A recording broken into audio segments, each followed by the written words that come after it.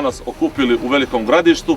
Danas se čisti priobalje reke Dunava i sa leve strane ambalaža. Na svakih 50 metara imate ostavljene kese, rukavice. Prvenstveno vodite računa o bezbednosti jer se radi o priobalju. Da počnemo s akcijom čišćenja Naša Drina čisti Dunav. Veliko vam hvala!